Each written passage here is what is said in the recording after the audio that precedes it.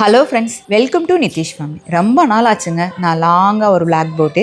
So இன்றைக்கி முருகரோட திருக்கல்யாணத்தோட லாங்காக ஒரு விளாக் போடலாம் தான். முருகரோட திருக்கல்யாணம் இது 7ஆம் நாள் காலையில் நம்ம மிளகு சாப்பிடக்கூடாது. காலையில் எப்பயும் போல் 3 மணிக்கு எழுந்திரிச்சு சாமியோட பூஜை ரூமெல்லாம் பூ மாற்றிட்டு சாமி கும்பிட்டுட்டு காலையில் நான் விரதத்தை முடிக்கிறதுக்கு ஃபஸ்ட்டு 2 நாளுமே நைட்டும் சரி காலையிலையும் சரி இளநீ தான் குடிப்பேன். அதுக்கப்புறம் நான் ஒர்க் அவுட் செக்ஷன் போயிட்டேன். 5:30 to 6:30 மார்னிங்கில் வந்து ஒர்க் அவுட் செக்ஷன் இருந்தது. எனக்கு வந்து மேக்ஸிமம் வந்து ஒரு நாளைக்கு வந்து ஒரு 5 செக்ஷன் நான் ஒர்க் அவுட் செக்ஷன் தான் எடுப்பேன். ஒர்க் அவுட் செக்ஷன் அப்படின்றது நவம்பர் மந்த் கிளாஸ் அவைலபிளாக இருக்குது. ஒர்க் அவுட்டுக்கு ஜாயின் பண்ணணும், டயட்டுக்கு ஜாயின் பண்ணணும் அப்படின்றவங்க என்கொயரி வாட்ஸ்அப்பில் ரீச் பண்ணிக்கோங்க.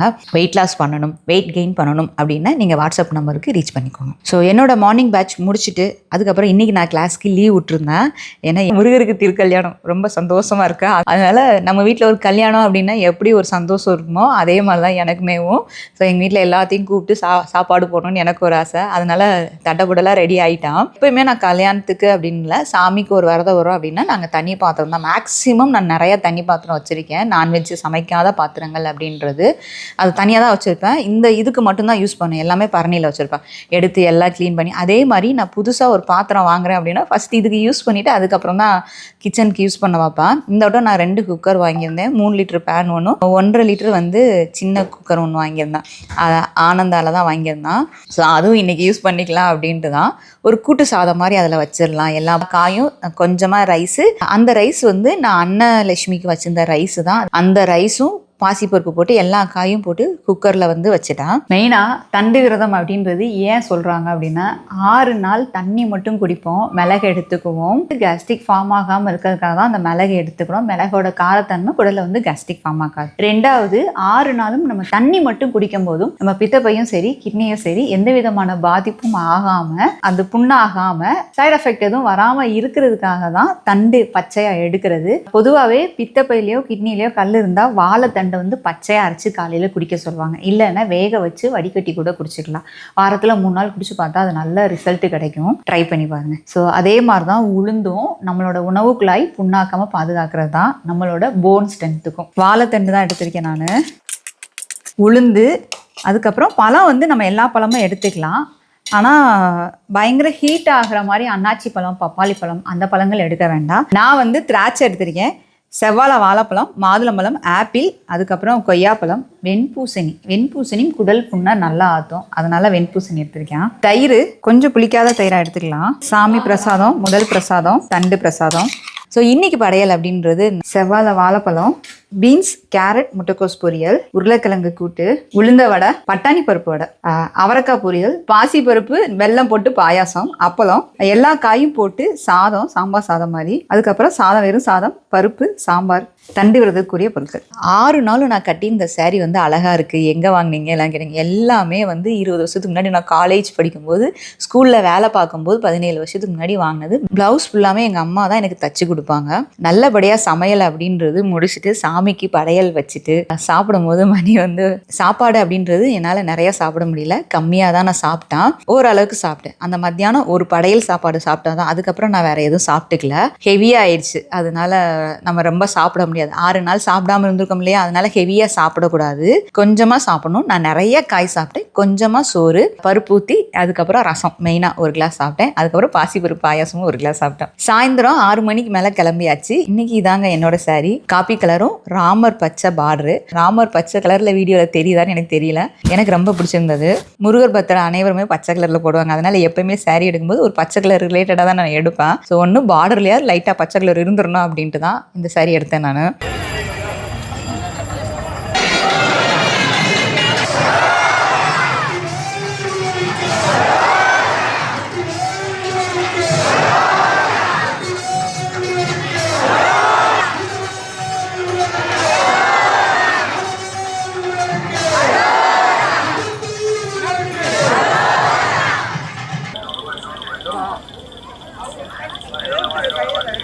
குன்றத்தூர் கோயிலில் திருக்கல்யாணம் நல்லபடியாக பார்த்துட்டு வந்துட்டோம்.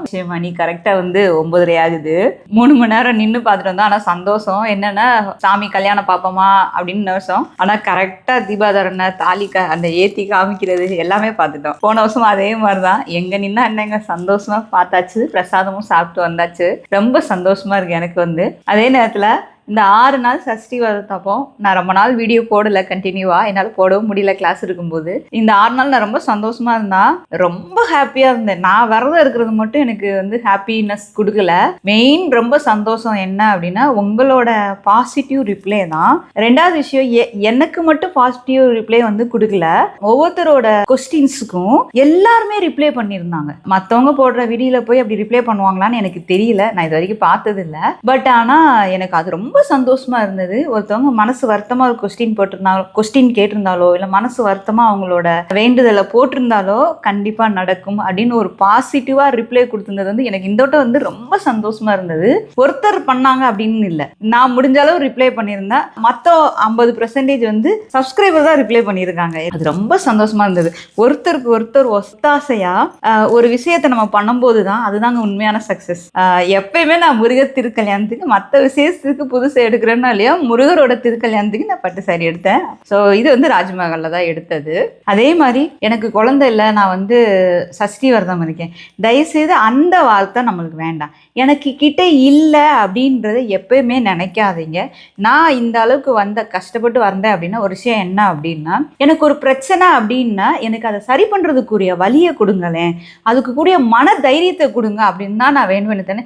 எனக்கு வந்து கஷ்டத்தை கொடுத்துட்டீங்களே அப்படின்னு நான் கடவுள்கிட்ட ஒரு நாள் கூட சொன்னது கிடையாது. எப்பயுமே நெகட்டிவா திங்க் பண்ணாதீங்க, பாசிட்டிவா திங்க் பண்ணுங்க. அதுதான். எனக்கு குழந்தை இல்லை, ஏன் அந்த வார்த்தை வரக்கூடாது. நம்மளுக்கு கொஞ்ச நாள் லேட் ஆகுது, அவ்வளோதான். ஆனால் கண்டிப்பாக எனக்கு வரும், எனக்கு குழந்தை இருக்கு, வரும், எப்போ வேணால் வரலாம்.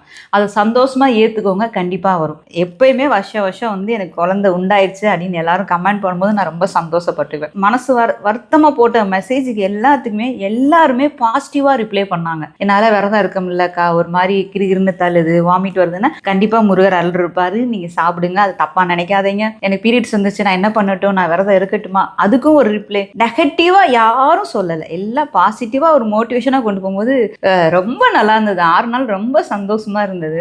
அப்புறம் மெயினா ஒரு விஷயம் எனக்கு ரொம்ப அதை பார்த்தனே சிரிப்பு வந்தது, இந்த லாங் வீடியோவை சொல்லணும் தான். கமெண்ட் வாசித்தேன், பட் வந்து நான் ஐடி பார்க்கல, ஆனா பெண்ணான்னு எனக்கு தெரியல.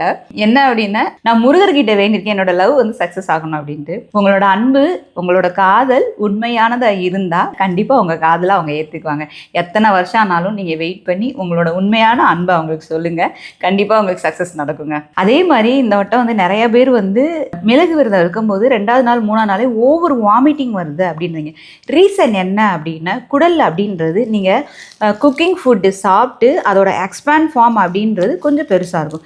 திடீர்னு நீங்கள் சாப்பாடு சாப்பிடாம இருந்தீங்க அப்படின்னா 2வது நாள் வரைக்கும் கொஞ்சம் நல்லா இருக்கும். 3ஆவது நாள்லேருந்து கொஞ்சம் வாமிட்டிங் சென்சன் மாதிரி இருக்கும், சாயந்தரத்துக்கு மேலே தலைவலிக்க ஆரம்பிக்கும், கண்ணை கட்டின மாதிரி ஆகும். இந்த மாதிரி சிம்டம் வர்றதுக்கு ரீசன் என்னென்னா, பழகாத ஒன்றில் நம்ம திடீர்னு உள்ளே வரும்போது இந்த மாதிரி ஆகும். நீங்கள் ஏற்கனவே ப்ராக்டிஸ் பண்ணணும். இன்டர்மிட்டன்ட் ஃபாஸ்டிங் மாதிரி சாயந்தரம் 6 மணிக்கு சாப்பிடாம மறுநாள் காலையில் 8 மணிக்கு சாப்பிட்றது, ஒரு நாள் 8 to 10 காலையில் ஒரு மீல் மட்டும் எடுத்து மறுநாள் காலையில் 8 மணி வரைக்கும் சாப்பிட்றது.